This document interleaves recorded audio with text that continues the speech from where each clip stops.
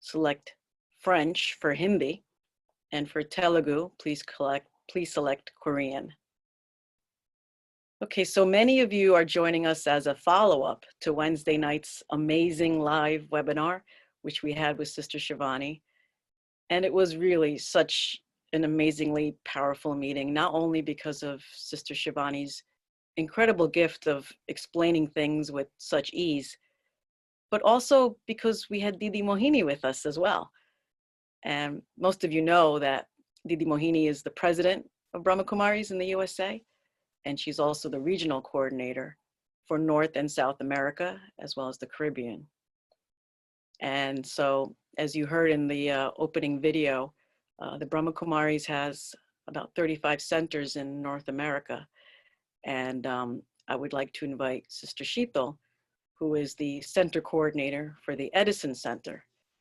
And so from the moment this lockdown took effect, and we were all basically forced to stop all activity at the center, Sister Sheetal and Brother Hemang and the team have been working tirelessly from home to provide virtual support through daily meditation sessions, classes, and workshops like this one. And so I'd like to welcome Sister Sheetal to say a few words.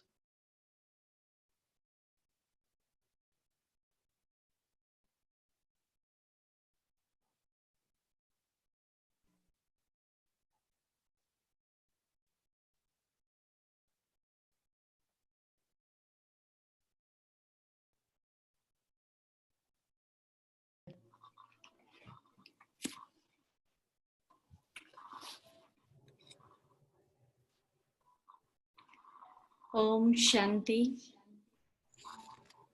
Good evening and welcome. This is a very special event, and definitely this spiritual knowledge will help us in order to have our inner peace and also to understand real me and identify our real qualities within. So I would like to welcome everyone to join this with so much bhavana, the feelings, and also with open heart. So then we can learn, we can experience, and also we have very special senior Raj Yogi experienced soul with us today. So they will help us to conquer this. Thank you. Om Shanti. Thank you, Sister Sheetal. And so throughout the program, you'll have an opportunity to post your questions in the chat box, because at the end of the program, we will have a question answer session. And so please do post any thoughts, comments, suggestions, or more importantly, your questions, so we can have them answered at the end. And now I would like to invite our very special guests, as Sister Sheetal mentioned, very senior Raj Yogis. You know, we are in for a double dose of wisdom and a double dose of blessings, because we have both Sister Kala and Sister Judy from Peace Village. Sister Kala is the director of Peace Village, as many of you know, and she's also a retired pediatrician practicing Raj Yoga meditation for over 40 years. And Judy Rogers is also an experienced Raj Yogi of over 25 years, following a life as a communication consultant, as a business executive, and as a mother. And so with lots of love and lots of respect, I would like to welcome the both of you, Sister Kala and Sister Judy.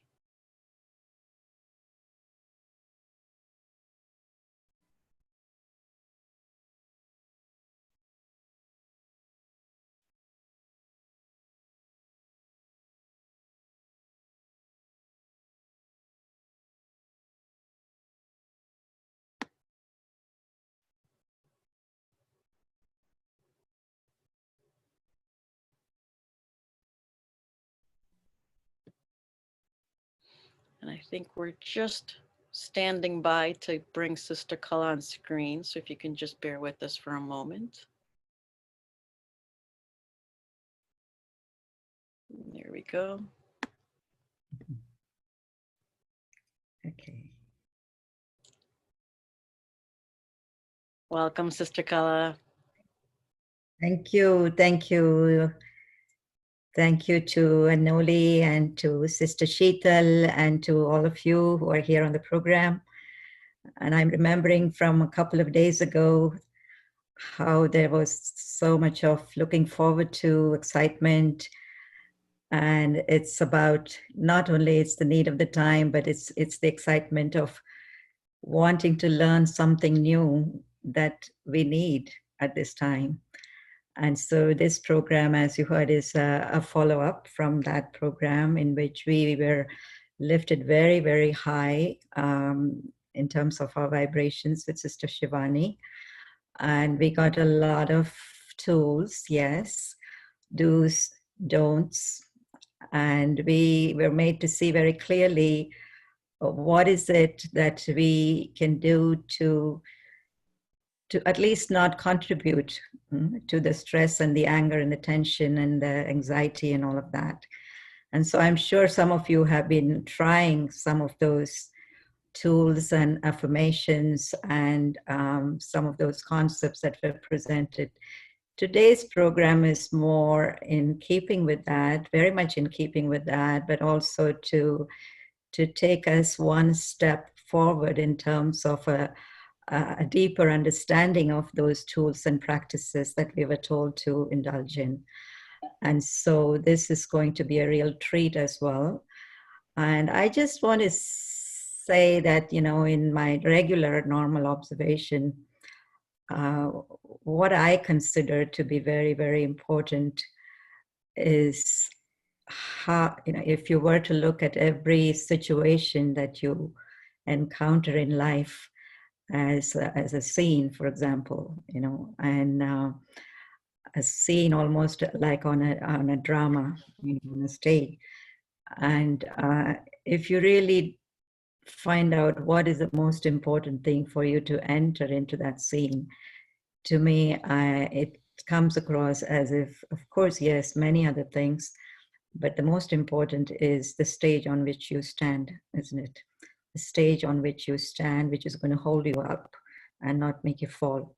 And so I'm looking at what we're going to be doing today as how to we build that inner state of mind. Sometimes we call it as a mindset, so to speak.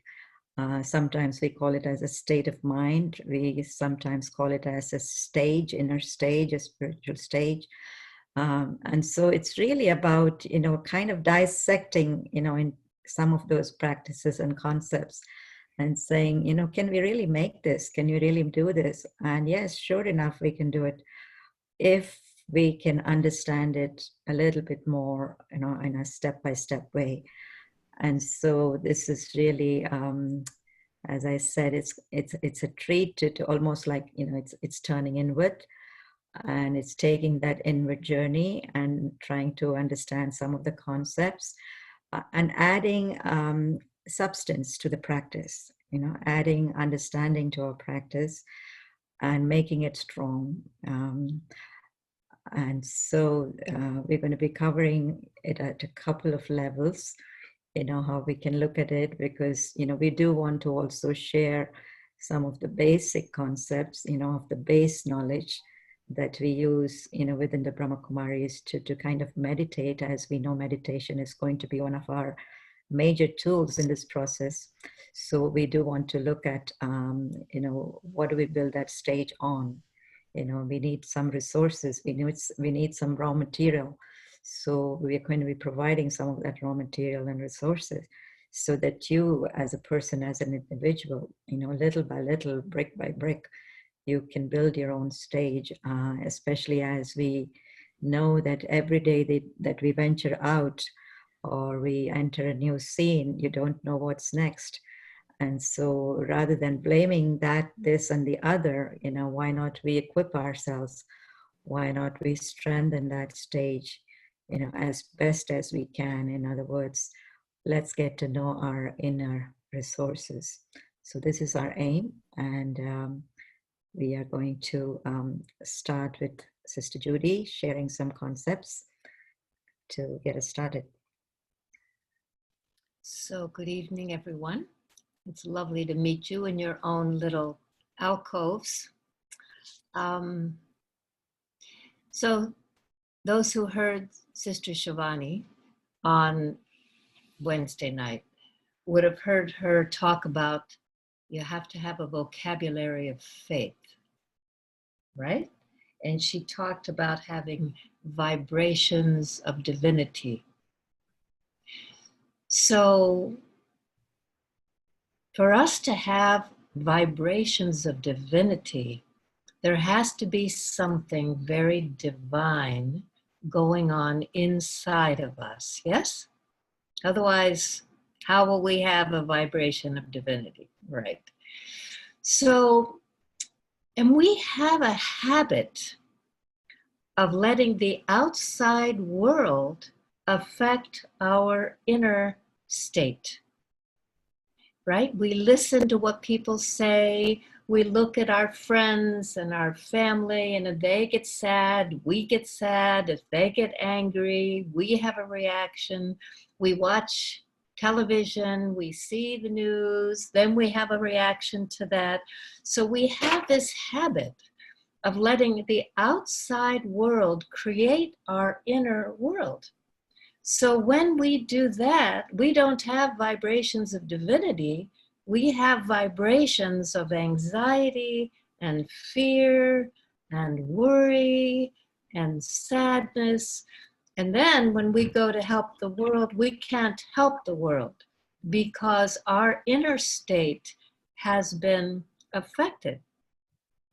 So when you decide, all right, I want to have a serious meditation practice, what you're really saying is, I want to create an inner world that is peaceful and beautiful and happy and loving and kind and benevolent. I want to create that inside regardless of what is going on outside. That's what you're saying. I want to have so much mastery over my inner world that when I need to be peaceful or I need to be divine, as Shivani Ben was saying, that I'm able to do that. So in order to understand how we're going to reverse this and start inside to go out, we have to think a little bit about the soul. So the soul is light, right? The soul is the point of light behind the eyes. It's eternal and it's naturally beautiful. You've seen a baby. Everyone has seen a baby, right? Does a baby show up angry? Does a baby show up disappointed or anxious? Have you ever seen an anxious baby? Babies are just pure love. That's how the soul is. When the soul arrives, it's loving and pure and beautiful. And that's our nature. That is our natural inheritance. And so how hard should it be for us to go inside and access this natural, beautiful nature? It should be so easy for us to go to the heart or go to the mind and find that the heart is clean and filled with love and that the mind is completely stable. That should be no problem. However, we have been attached to the outside world for a long time. And so when people yelled at us, when we made mistakes, when someone said something about us that we weren't worthy or whatever, we took that inside and gradually those things began to cover up our natural qualities. So when we went to the heart, instead of finding love, we found worry. Or instead of finding peace, we found fear. And so we became you might say we became contaminated a little bit with those outside vibrations. It was like we had a cloud over us. And so we want to produce those vibrations of divinity that Sister Shivani told us to produce. But when we go inside, we don't find divinity sometimes, right? We find these other things. So how do you really do what she's asking you to do? How do you get to the place so you go inside and you find exactly what you want? So what we're talking about here is learning how in meditation to go inside, remove the things that are between us and our actual nature, and produce the vibrations of a temple. Wasn't that what Shivani Ben called them? The vibrations of a temple. She talked about creating affirmations to support ourselves. I am healthy, I am peaceful, I am confident, I am loving. And I think affirmations do help. But I think what helps us more is this idea that we can really turn inside in meditation and locate ourselves as the soul. So in a minute, I'm going to ask Sister Kala to lead us in a meditation, and then I'm going to come back after that and talk a little bit. But I think the important thing to understand in the meditation is that when you know, it is good to be mindful, it is good to still the mind, but there's something much more powerful available to you than just stilling the mind. That's one tiny piece, becoming mindful. But the bigger piece of this is, can I pull forward my natural quality of peace? Can I emerge my natural loving nature so that I can be loving even if someone isn't being loving to me? There's no big test. If someone asks you to, hands you a baby and says, be loving, that's not so hard. But when someone in front of you is angry or acting out, that's when you need to access your love.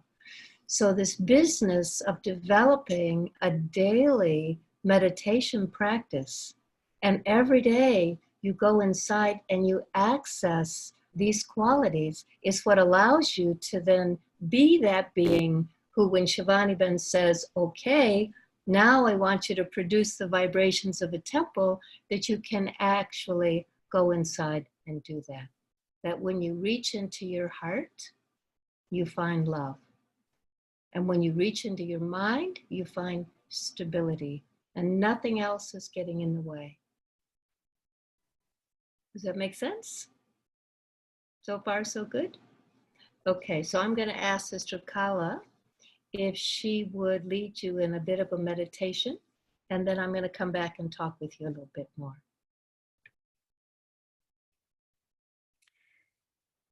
Thank you, Judy. I think I'm on, right? Yeah, that's very beautiful, because I've been thinking about it too, that it's so pragmatic that if you do these affirmations a few times a day, it's definitely going to help. And it's true, it's true. But how do we add power in those words? And how do we really feel that they are real words and not just something that we are picking up on just because it's convenient for us, or we need to think like this way? So in meditation, especially when we do something like a spiritual meditation, like we're going to be doing, what we do is touch that reality, the core of that positivity.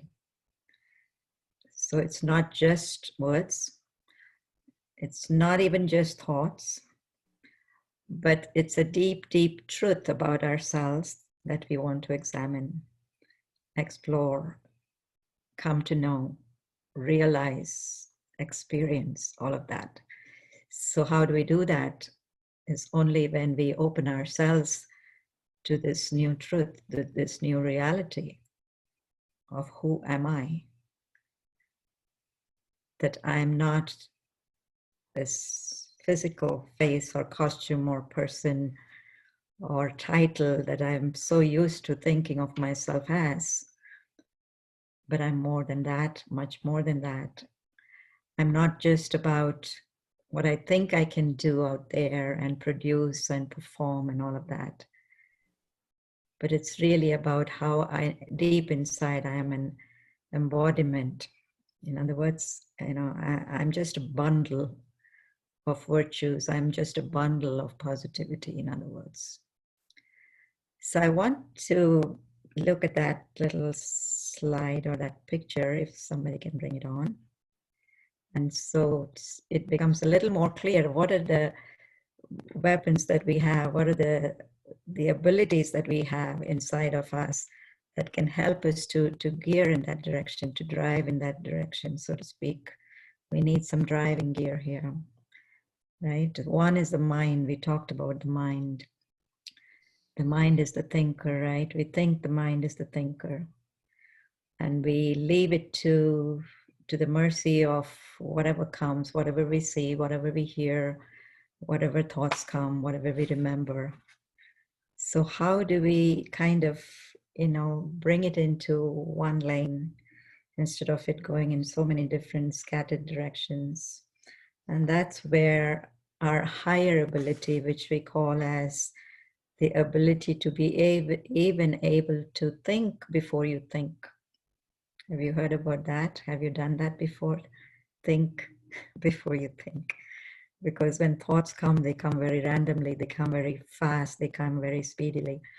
And by the time we don't have any control over that. But if we take a minute to think, give some space before we just think, it allows us to kind of reason a little more, examine a little more, and gives ourselves a chance to really choose, so to speak. So meditation is a place or a process in which we allow that space to become bigger and bigger and bigger. Whereas usually our thoughts would be immediately one after the other after the other. And in meditation, we are going to try and separate the thoughts, slow down the thoughts.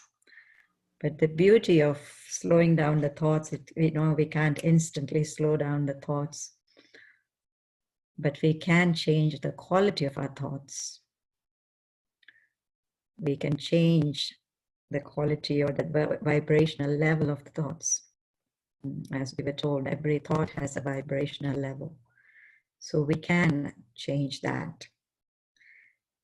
So what I want you to see here is, this little point that Sister Judy was explaining, which is this little point sitting here, the soul in the body, and oftentimes it's referred to as that point of light sitting in the center of the forehead. And it also explains why so much attention and importance is given to the tilak, the little dot in the center of the forehead in the Hindu tradition especially. So somewhere within there is the soul, the live energy, the one that is giving life to this whole physical costume. But what you're seeing going round and round is really the three faculties of the soul. And the three faculties of the soul, as I said, is the mind, which we commonly use, everything as a mind. But then we have this intellect, which is kind of watching over the mind and saying, if you go this direction, you're going to run into danger. Or if you go into the other direction, you're going to be okay, you're going to be safe. So, so this is the intellect part, which is kind of a friend for the mind, actually, guiding it. And all of us have this, right? There's nobody in the world who doesn't have this. Human souls all have this intellect. So that's our plus point, that we can draw upon that ability that we have to guide the mind in the right direction. And then we have what we call here as our impressions, a little bit of what Judy was referring to as sometimes we get so conditioned by life that we lose our original quality.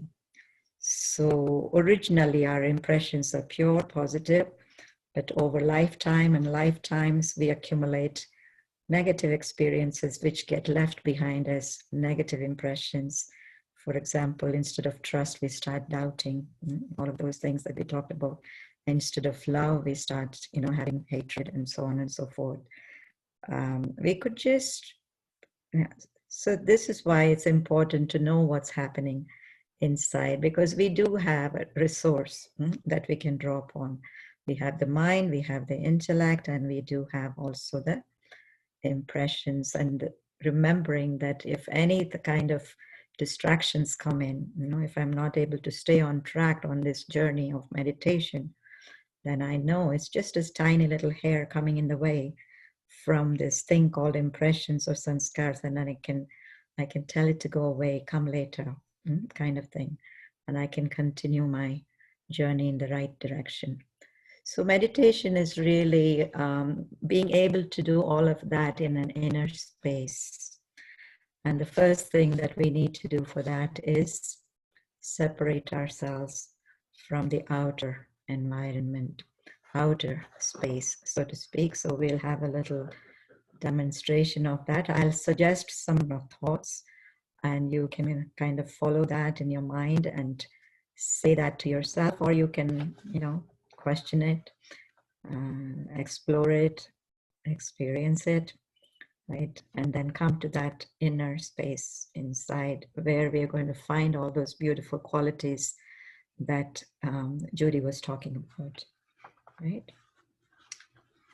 So sitting comfortably, relaxed.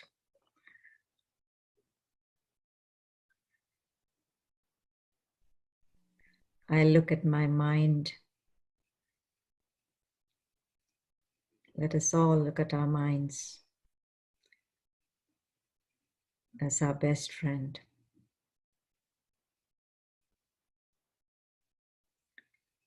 But also as a little child that needs some attention.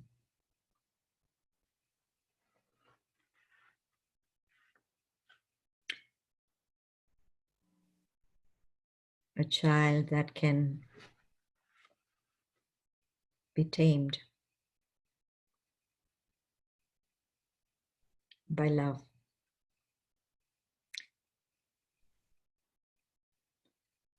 So with great love for my mind,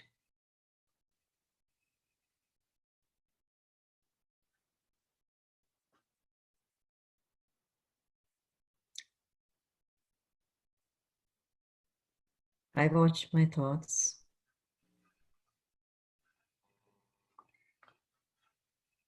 So many of them.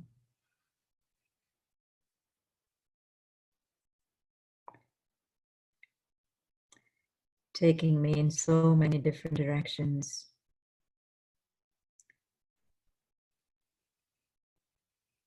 All to do with the physical world, with people, with events, with things to do.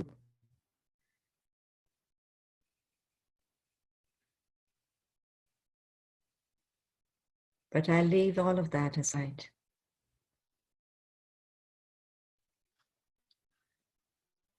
And I withdraw my thoughts, some of which is sent to my forehead.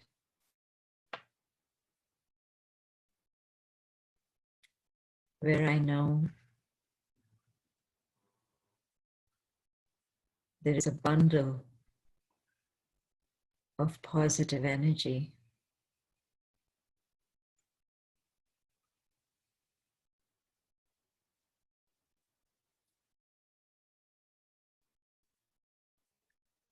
A very pure source.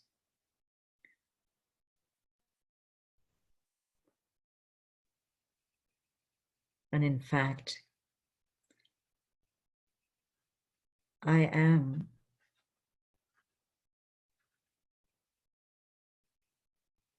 that pure living being.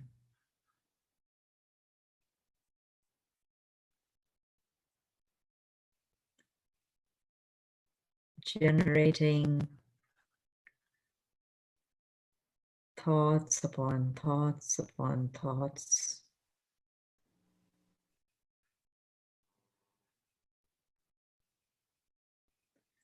In fact, I am the creator of my own thoughts.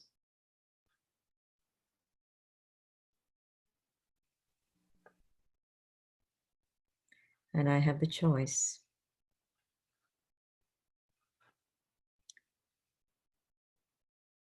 What thoughts I want to create, where I want my thoughts to take me.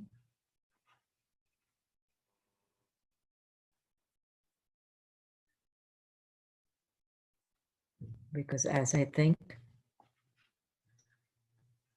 so will be my experience. For a few moments,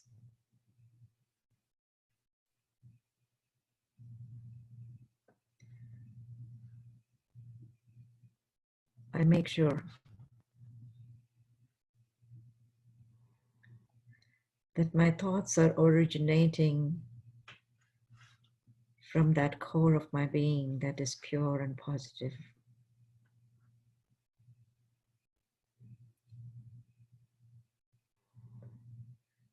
An example of that thought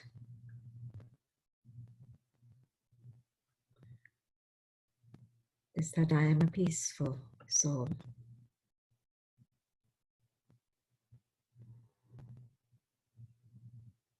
Peace is my nature.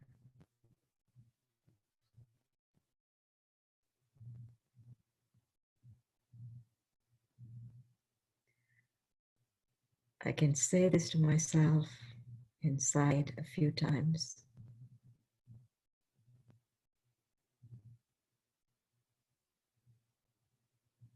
That peace is my nature. I am a peaceful soul.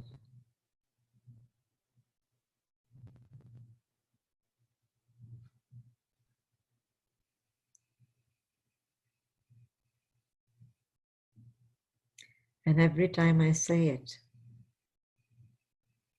think it, I feel it more and more.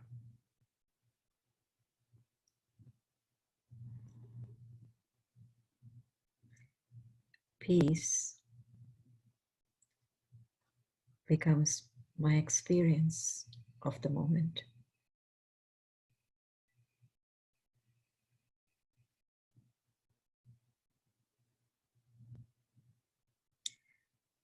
And this experience travels in the form of vibrations.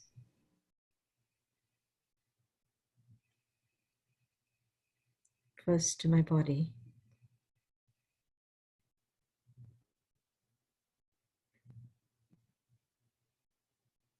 and then into the room that I'm in,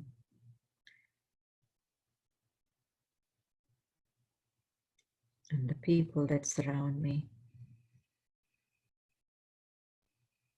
Slowly, but steadily.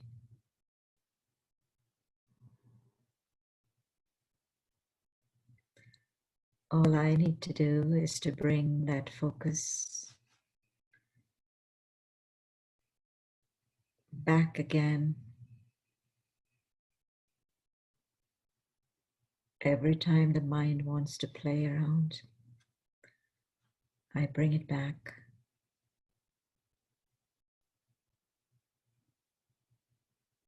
Using my intellect, remembering my most original impressions of peace.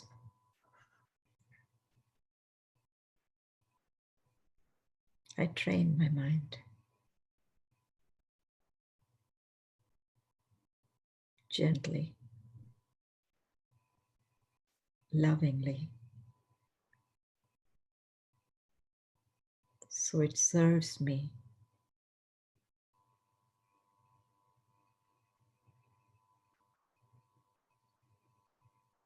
and I am so delighted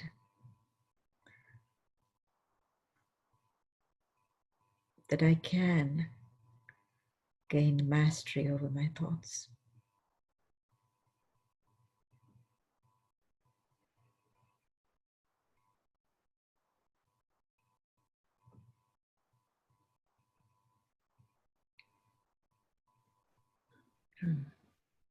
Om Shanti.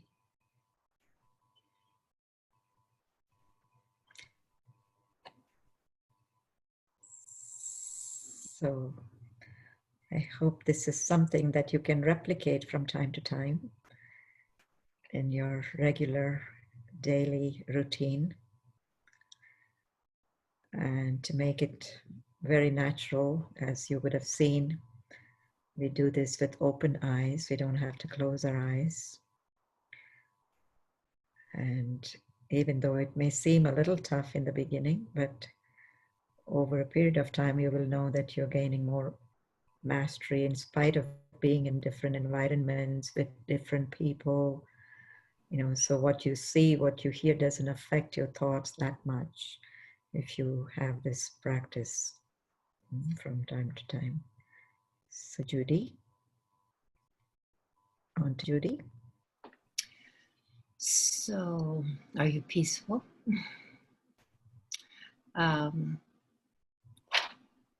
When Sister Kala talked about how we go inside and we choose thought we want to have, now that's quite different from having the experience of always reacting to what's going on outside.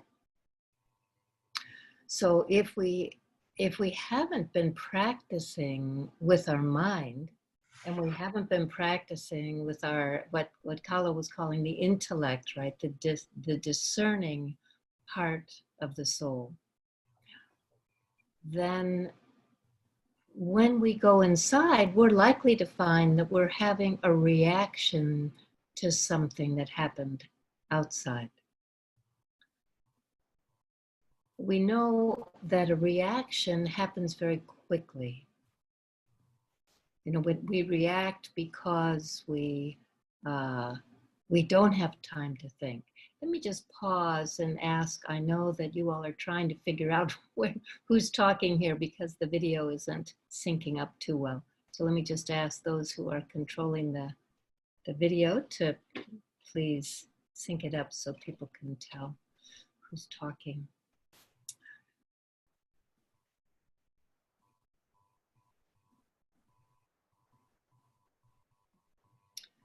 So I'm going to go ahead, even though they aren't doing that. So there's a difference between having a reaction and having a response. So a reaction happens in an instant, right? Something happens, someone says something, and instantly we're either angry or we're sad or something happens very quickly in the heart. You feel it first in the heart.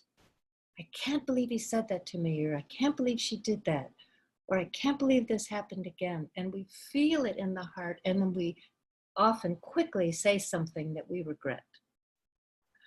So what we're working on when we work with a spiritual practice is we work on inserting silence inside between what happens and how we respond. So we don't say things we regret. We don't lash out in those ways. Now, Sister Kala talked about, well, you go inside and you choose a thought. Or you choose a feeling, you choose an experience.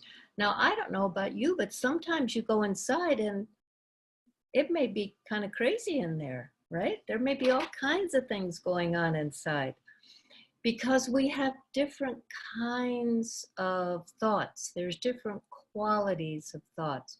So I want you to imagine that there's like a big thermometer. There's a spectrum here of thoughts. And I want to walk through the kinds of thoughts, and they're connected with feelings that you might feel when you turn inside. So let's start at the bottom of the spectrum, the very lowest part of the spectrum. So you might go inside and find that there's something quite negative inside. Now, you probably don't have extremely negative feelings, but some people out there have very negative feelings. They have violent feelings sometimes, huge anger, huge resentment, hatred. All of those things are at the bottom end of the spectrum. And while you may not be having those feelings, you may be aware that they're out there, and they're out there as a vibration, right? When people say those things and think those things, the vibration of them is out there. And sometimes it can come inside of you. I had an experience like 2 weeks ago where I had a sadness in my heart, and it was there for 2 days, a little sad song. And I kept saying, where is this coming from? And eventually, Sister Mohini, who some of you know, was giving a talk, and she said, sometimes you find in your heart something that you didn't put there, that came in from the outside and it landed in your heart. So when we go inside, we might find something that came from somewhere else that's found its way into our heart. So at the very bottom are negative feelings and negative thoughts. Now, if you go up a step from there, we have what you might call a waste thought. It's not deeply negative like hatred is, or like violence is, or like anger is, but it doesn't serve us. So for example, it might be a thought of jealousy, or it might be a thought of competition, comparing myself to someone else. Who's doing better, whose children are smarter, who's got the nicer house, who took the nicer vacation, who's whatever, better cook, right? We have 1,000 ways that we compare ourselves, and it always makes us sad. Even if it makes us happy for a minute, the habit eventually makes us sad. So comparing ourselves, feeling jealous, thinking about the past, our regrets about the past. I find some of us, our mind, when it's not busy, it goes to the past and it replays scenes from the past. And if we had a regret about it, then we keep bringing back that regret, and it lives in our heart as a regret. Or thinking about the future, worrying about the future, which of course we can do nothing about, but we can spend huge amounts of time worrying about what might happen. So-and-so might lose his job. The economy might get bad. I could get sick. We can go on and on about all these things about the future that we spend all this time on. So these kinds of thoughts that don't serve us, and there's many in this category, they're really wasteful thoughts. Blame. We can carry blame around for our whole lives. I've met people who still are blaming their mother-in-law who's been dead for 15 years. We do those things. Or guilt. I made this mistake. I can't forgive myself. These thoughts don't serve us. And so we have to find ways to get these thoughts out of our hearts, because they occupy our hearts. It's like someone who's not paying rent, but who's moved into your house, and they're there living there anyway, even though they're not paying you any rent and they're not even good company. So you'll have to move these things out of your heart, these waste feelings and these waste thoughts. Now, if you come up that spectrum to the next notch, you get to positive thoughts and positive feelings. Now you know what these are, right? Joy, contentment, awe, gratitude, kindness, benevolence, sweetness, humility, love. There's so many positive thoughts, and these positive thoughts are connected with positive emotions. They are so powerful. One positive thought will open your heart It'll give you immense capacity. You become more creative, more able to do things, kinder, more generous, more reaching out. These thoughts serve you really well. Now, Sister Kala just said to you, take the thought of peace, bring it into your mind, and then experience that thought. So it's not that you're thinking about peace, but you're thinking from a place of peace. You are in peace. And when you are in the experience of peace and you're holding that experience, someone can say something to you and you won't react because you are so deeply peaceful that you will just have peace to share. You won't have anything else inside of you to share because that's where you are in that spectrum of thoughts and feelings. The top of the spectrum are elevated thoughts and elevated feelings, even better than positive thoughts. So if positive thoughts and feelings are so powerful and serve you so well, an elevated thought or an elevated feeling really takes you above everything. When you're in an elevated space, you really kind of look down at everyone almost like you're an angel. They're down there doing what they're doing, but you're in this elevated place where you're imperturbable. Nothing can bother you. So what is an elevated thought? An elevated thought is, I'm a child of God. I am a being of light. I am an angel. I am living a life of divinity in virtue, right? So you take yourself above just the good things that happen in a human life, and now you're in that whole spectrum of thought about what does it mean to be a spiritual being, which is, of course, who we really are, right? We are spiritual beings having a physical life. And when we're down at the bottom part of that spectrum, we think we're physical beings. But when we're up in the elevated state, we know who we are. We're light. We're beings of light working through bodies.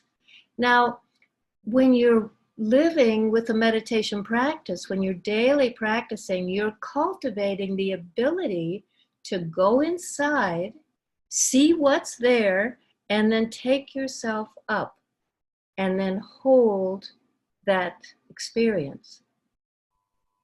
So there's a little bit of, those of you who study martial arts, right? There's a little bit of jujitsu here because you have to get the ability to see what's there and then move yourself up.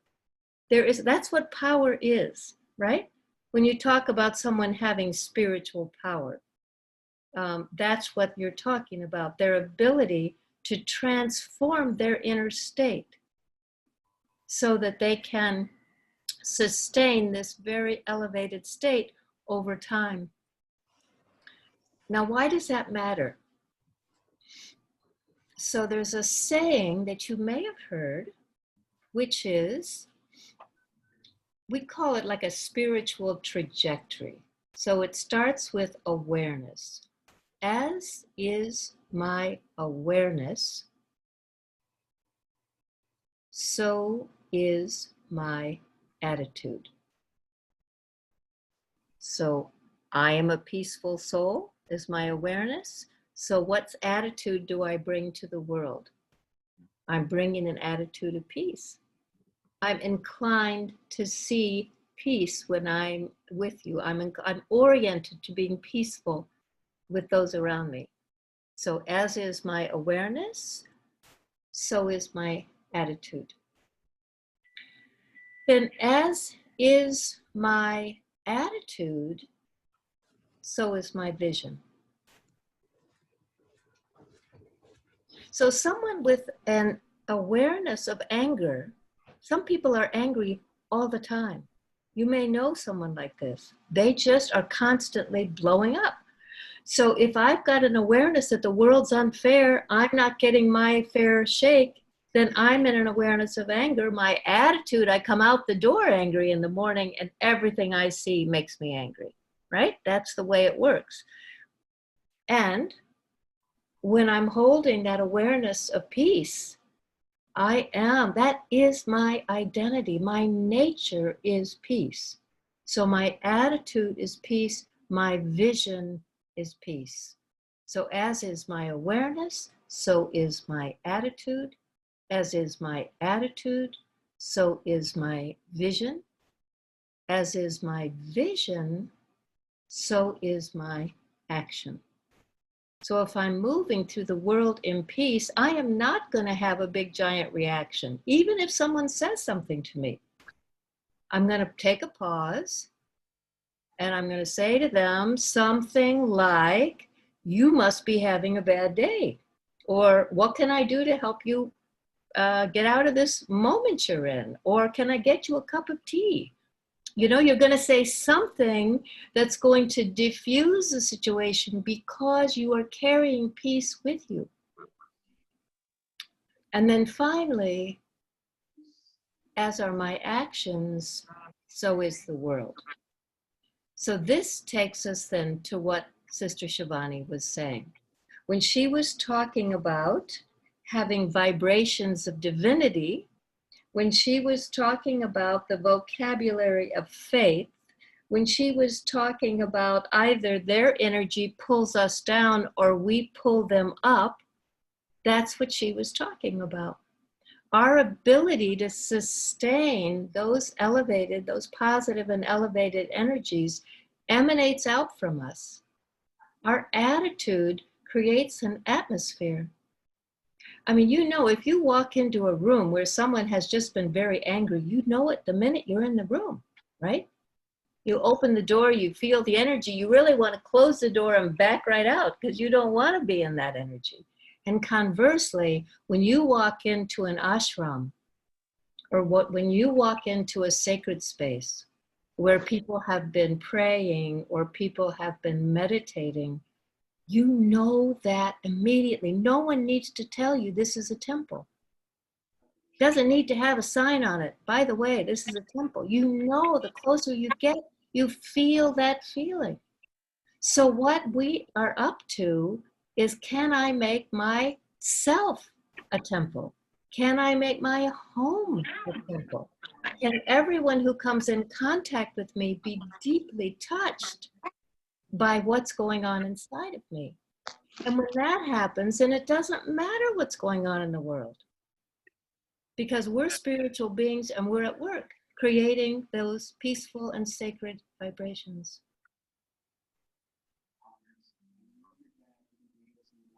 Right? So I'm going to invite Sister Kala to come back in, and I'm going to mute myself.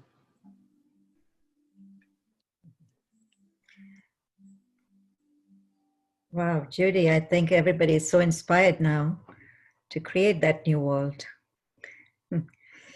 Right? She made it so simple for us that it's coming from inside out, as versus what we are usually saying, you know, the world is like that, and therefore I'm thinking like this.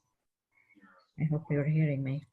But what we are saying is, no matter what the world is out there, but I'm going to think, I'm going to hold this awareness of peace or love or purity, and I'm going to allow it to flow through to the outer world, and eventually it will manifest. And this is exactly what we were being told to do in terms of our affirmations. Even how it's going to take effect is because of this little equation, the theory of inside out, from inside going out. So we want to also explore one more concept that she left us with, and you have probably been practicing already, or it may not be something totally new to you. But remember the word, this protection of light around you, right? And especially making reference to God's protection, God's light. making that into your shield. And so we just want to go a little bit into the depth of where does God into the, fit into the picture. We did talk about going inside in meditation, creating that space, sacred space inside, really touching the space of the soul, that pure energy that I am, and giving it, drops of thoughts of peace and thoughts of love and thoughts of purity, and then really experiencing that inside. Now, one of the things is that, yes, it's consistently done, it's easy to do. But what would happen, usually I have noticed, is that it's not always easy to maintain that in a world of responsibilities and roles and actions. And this is why I liked what I heard the other day, and that was like, usually you would go to a temple to kind of get good feelings or get blessings or get whatever. But we were challenged to, to the extent that, yes, you're not going to the temple, but you are bringing the temple to your home. In other words, you're bringing those same kind of divine vibrations, the vibrations of the divine, into your home. And that can only happen if I myself am connected with the divine. Isn't it? I mean, it cannot actually, and it's not something that I physically lift and bring, but it's the soul that has to connect, receive those vibrations, and then create it in the surrounding. And so I'd like for us to just focus on this picture, because we all have, different images in our mind when we talk about God or when we talk about the divine, and all of that is fine. It's not to say one is better than the other, but something that helps us a lot in terms of direct connection. We're talking now about meditating on God or on God's love, for example. Not just, taking God's name for a few minutes or just saying a prayer or, something like that. But it's really about connecting in a way that I can really draw from that energy. And so, of course, we know it's an absolutely pure and positive energy of God, right? You see this here. First of all, you see yourself as a soul here.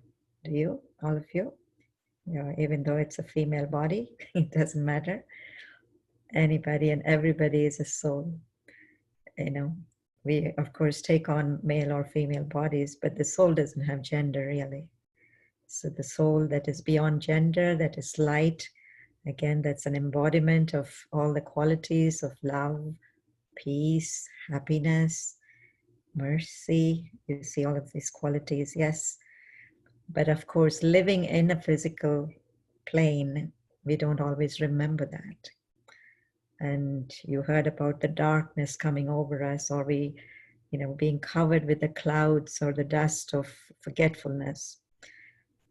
So once we realize that I am light, I am soul, I am an embodiment of beautiful qualities, and I go around in the world and I start connecting with people, guess what happens? Guess what happens? Little by little, that little light that I went out and was so proud of that I am, little by little, that begins to become a little faint. I begin to forget, like in the morning, I'm so fresh with energy and enthusiasm and, full of courage and full of new, life, so to speak. And by the mid-morning or by late afternoon, I'm so bombarded with people and demands and problems and this and that. And so it's very natural, right, for that energy to die down. So what is, and this is happening one person to another person to another person. And so we want to be able to have a way to sustain, a very, very beautiful spiritual connection from which all the time I'm getting something. I'm not losing anything, but I'm getting something. And so to really charge me up to that level, can I have that picture back again? So if you remember that picture that we saw, on the one hand, we saw a soul in the body, but on the other side, you saw a soul just by itself, without a body. And to us, this is our image that we remember God as, without any kind of limitations of body, any kind of darkness that covers at any time. So what you're seeing is this soul to soul connection, right? So a big part of the meditation that we do, of course, there are many, many different forms of meditation, as you know, but the meditation that the Brahma Kumaris do, which is called as Raj Yoga, and we wanted to cover a little bit of that today, so that you can continue later if you're really interested. So part of that meditation is, of course, connecting with yourself as a soul, separating yourself from the physical surrounding. But part of that meditation, or the second part of that meditation, is also as a soul to be able to connect with the supreme source of that beautiful energy that we're talking about. That's constant. That's always, always available, accessible, unconditional, and overflowing, always abundant. Abundant in peace, abundant in love, abundant in happiness, abundant in knowledge, abundant in power. So we want to be able to connect with that source. And in this part of our meditation, we are going to look at these qualities all floating around here. Look at this. There's peace here, and there's honesty here, and there's love here. And so when we move around with just normal people, guess what happens? What are we surrounded by? Hatred, peacelessness, right? Anger, frustration, all of those things in this plane. But as soon as we remove ourselves from the physical plane, transport ourselves into spiritual awareness. Of course, we're not going to travel, anywhere out of the body, but awareness is going to shift. The awareness that I am spiritual, I am beautiful, I am pure, and in fact, I am also the creation of this beautiful light, creation of God, the one who is most divine and most giving and most benevolent, and especially at this time, the one that we are looking up to for help, for blessings, for power, for protection. So it's really about not so much of asking, but it's about how do I really connect in a way that I draw on it. It's almost like an automatic thing that happens. When you have an electrical connection, for example, and if the connection is right, all you need to do is put on a switch and the current flows, right? It's not laborious. The most important part of it is just connecting the wires correct. And it's the same thing here, connecting the wire, and the wire is connecting soul to soul, light to light, a positive being to an ocean of positivity. I may go up and down, as human beings, we may fluctuate, but this one doesn't fluctuate, doesn't change. And therefore, to remember that I am connecting with that one. And in order to connect with that one, at least for the moment, I need to get into positive awareness, the soul awareness, soul consciousness, so to speak. So choose any of these qualities. For example, you did peace before, love. Choose any of those qualities and think of yourself as being that. I am love. I am humility. I am happiness. So when I do that, I'm on the right vibration to be able to draw or receive from the energy of God, who, by the way, is also an ocean of love, of happiness, of peace. It's another way of looking at this is God is transmitting and I have to receive. Now, don't I have to be on the same wavelength to receive the same wavelength? That's all we are doing when we are becoming soul conscious or reminding ourselves of our true nature of positivity.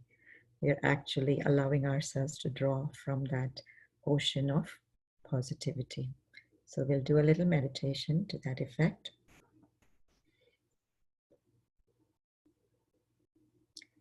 And once again,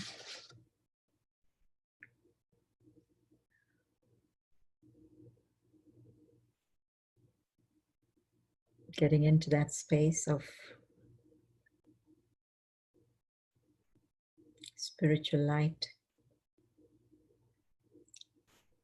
the light of wisdom and peace and love, sitting in the center of the forehead.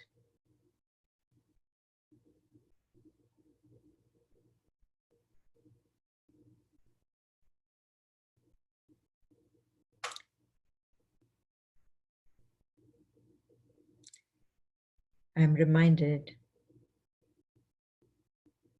not only of my true nature as a spiritual being, but to a very beautiful place of light.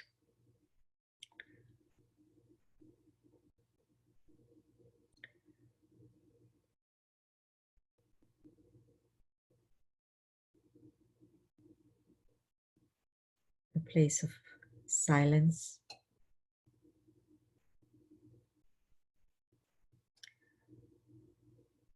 a place of freedom,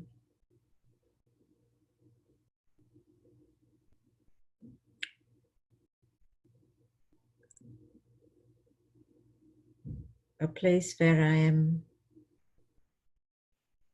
reminded of my original, natural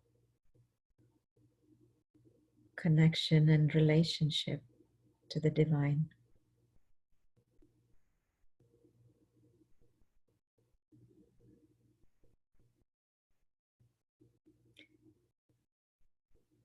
The one that I might have been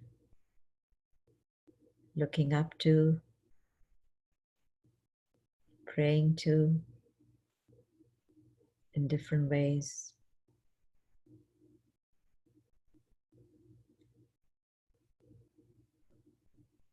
And now,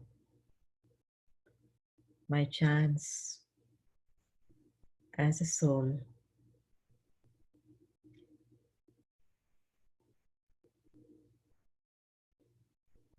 to have that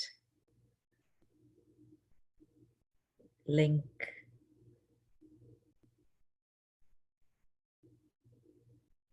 of recognition and love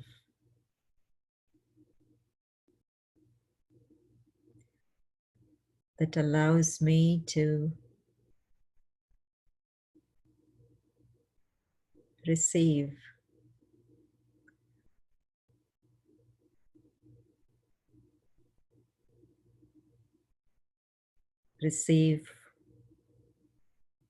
vibrations of peace, of love, of power,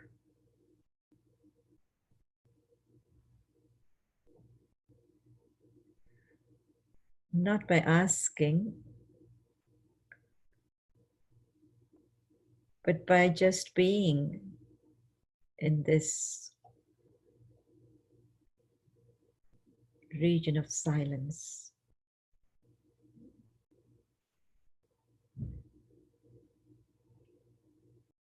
In my true awareness of the soul.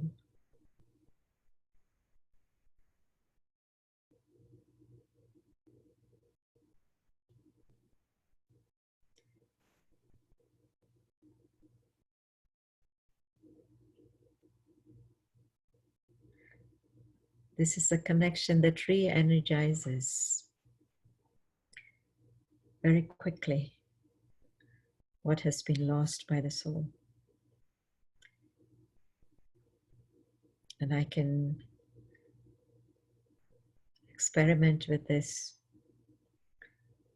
time and again, anytime, anywhere. Simply bringing in my mind's eye this beautiful connection that already exists between the two of us, God and myself.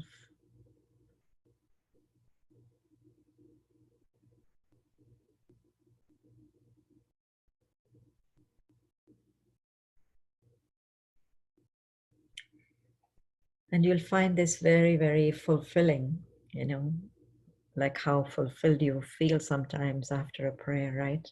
When you've really prayed from the heart, you feel you've done so well. This is also very, very elevated feeling of not just prayed, but also having received from God and moving to that extremely elevated vibrational level that we talked about before. So I know we've left you with lots of information perhaps, or concepts perhaps, but it's time now for you to get back to us. And I believe it's time for questions.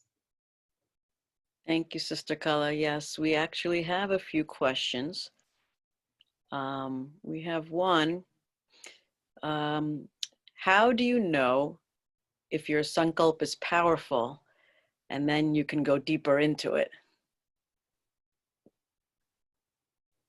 How do you know your sankalp is powerful? And then you can go deeper into it. So maybe you can first translate sankalp into English. How do you know your thoughts are powerful? Yeah. And then you can go deeper into it. Of course, it comes with practice, no? I mean, the deeper you get into, the different levels of spirituality, for example, today, oh my God, I'm able to think much more positive thoughts or powerful thoughts. Yesterday, I was only thinking of, just I'm going to get better from this headache, for example. And today I'm thinking about, wait a minute, it's not just about the headache, but it's about feeling so well inside. It's more wholesome, in other words. So we're not just thinking about some limited attainments, for example, or a limited experience, for example, but we are able to go deeper and deeper into a more long-lasting and a more unconditional experience, so to speak. But I think, that the idea is not to start there. The idea is to start where you are, go deeper into wherever you are, whatever your thoughts are, but dwell deeper. And the deeper really is about the qualities of the soul, about the attributes of the soul, about the nature of the soul, or about, thinking about spirituality, or about thinking about something that is more long-lasting, something that's more holistic, something that involves, more people, things like that, and not to kind of constrict, the thoughts. And I know Judy might have another answer. Mm-hmm. Well, I'm reading, I think this is the question, how to create normal sankalp to powerful sankalp, and it will come out with good feeling. That's the way I'm reading the question. So we turn inside. We can tell what we're thinking and feeling, right? We turn inside. If I were to ask you right now, okay, stop right now, turn inside and notice what feeling. First, go to your heart. What feeling is in your heart? Can you identify that? Can you feel what's in your heart? Can you pick that up? Yeah. Or if I said to you, okay, is your mind stable right now, or is it all over the place? Is it filled with all these thoughts, or is it stable? You would know that. You would be able to go inside and figure that out. So when you're working this way, you notice And the more you meditate, the more you notice when your heart is racing or you have a heavy feeling. Has anyone ever had a broken heart? You know, you've ever felt your heart really, you can actually feel your heart break, right? So we go inside and we see, we feel where we are. And then we have to give ourselves the thought, and this is what Sister Kala was talking about with the divine intellect, where we want to be. And also Sister Shivani talked about that. She said, think about what world you want. What do you want? So if you say, I want to have a happy heart, let's do this, something very simple. My heart is a sad heart. Something very sad happened and it's heavy. And I want to move my heart to being a happy heart. Let's make it that simple. So you don't expect of yourself that there's some switch you're going to flick. You're not just going to say, okay, and pretend that you're happy, but you can hold that powerful aspiration. You can think of when you were happy, something that makes you happy, something that lifts you up, and you begin to work with your heart. Now, if you are able to do what Sister Kala said and to connect with God, an aspect of God is bliss. That's one of God's attributes, is bliss. So if you can take your little tiny bit of happiness, however much you can muster, and take that in your thought, in your current, in your connection to God, you get back an ocean of happiness.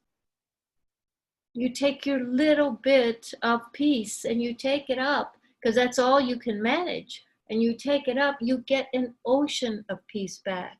Now, it doesn't happen the first time you do it, right? If I told you I was going to run a marathon, you'd say, oh, that's good. And I'd say, yeah, I'm not going to practice, but I'm going to go get the clothes. I'm going to get the outfit. And then when the marathon starts, I'm going to show up at the starting line. You would think I was a fool, right? Well, it's the same with this. If you want to be able to move yourself out of heartbreak into joy, or out of peacelessness into peace, every day you return to this practice. Now, you don't need to do it for hours and hours. You can return for 10 minutes, 15 minutes, 20 minutes. But as you practice, you get skillful at it. So when you really need it, you can do it. If we had more time, I'd tell you stories.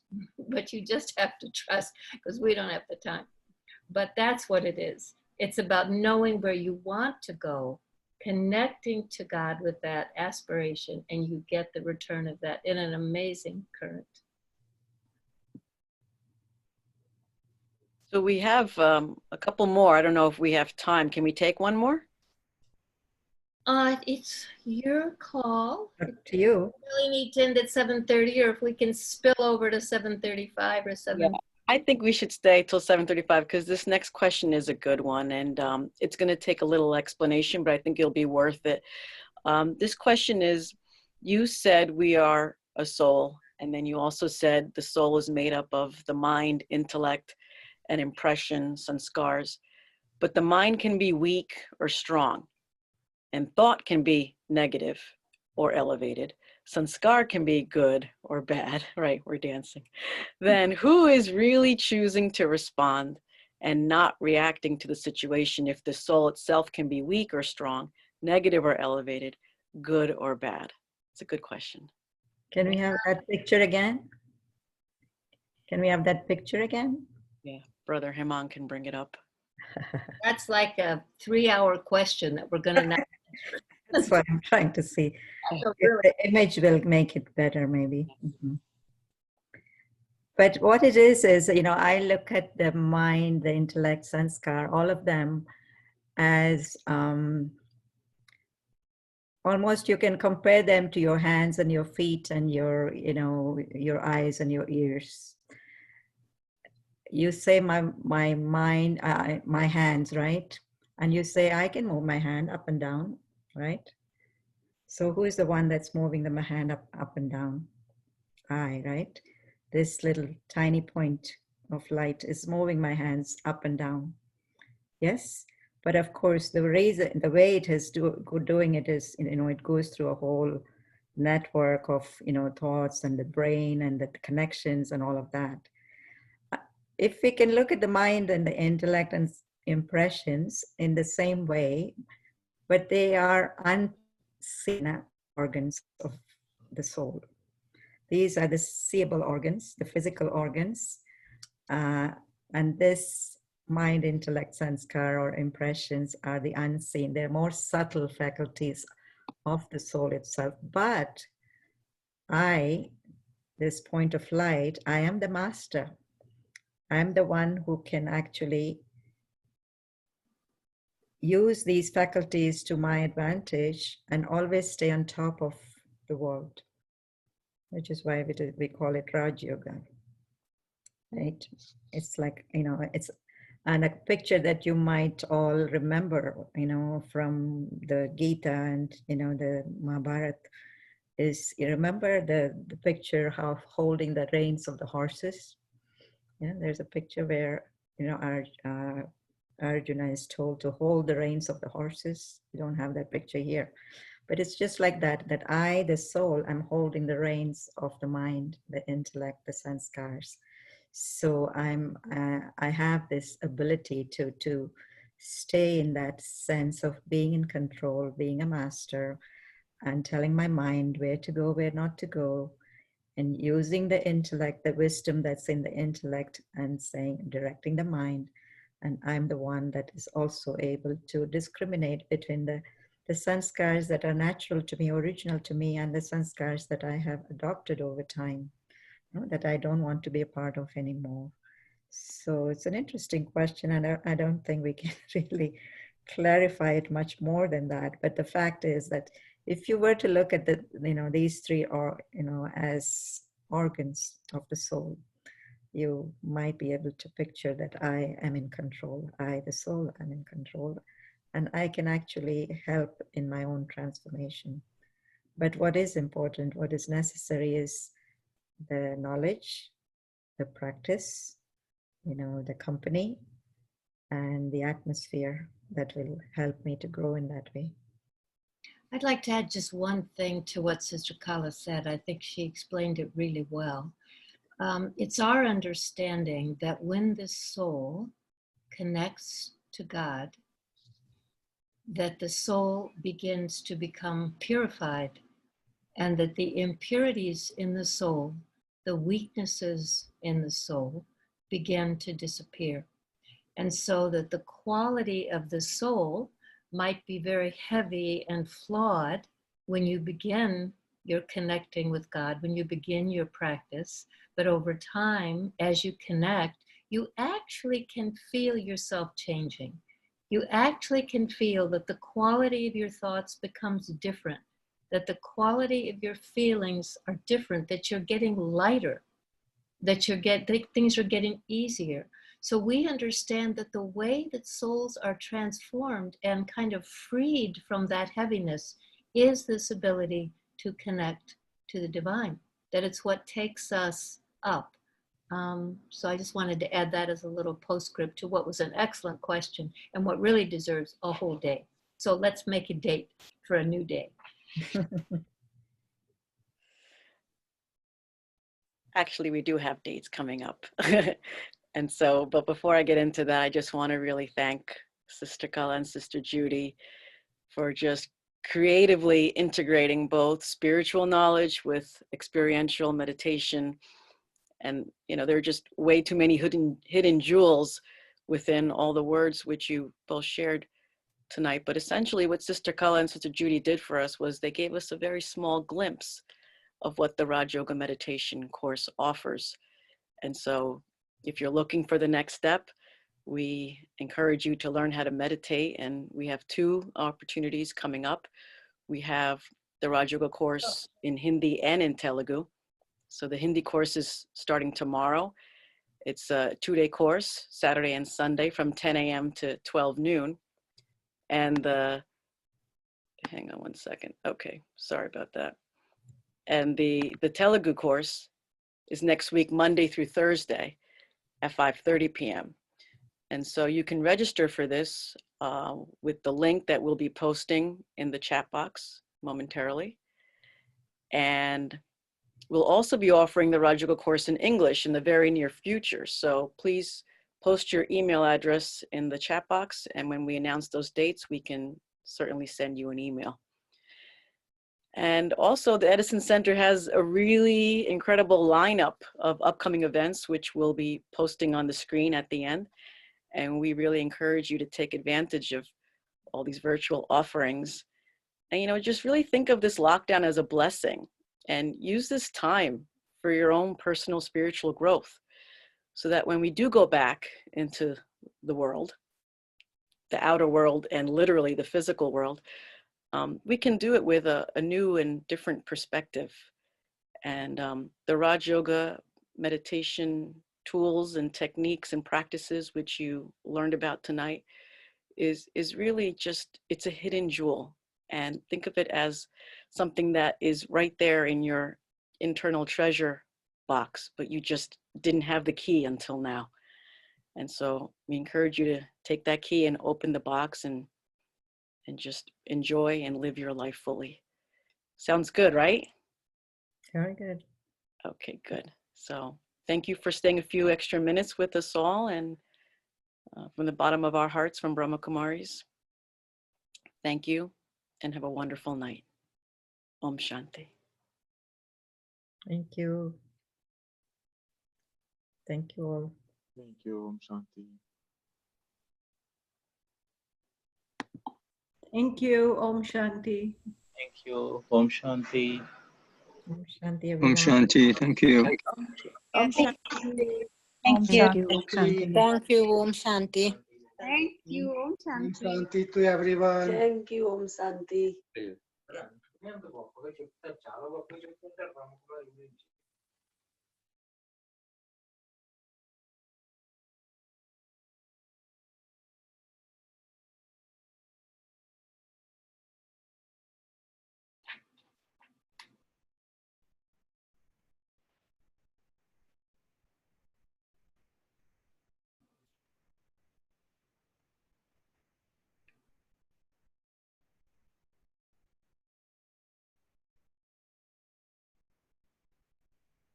Well, so that song is one I listened to with my big sister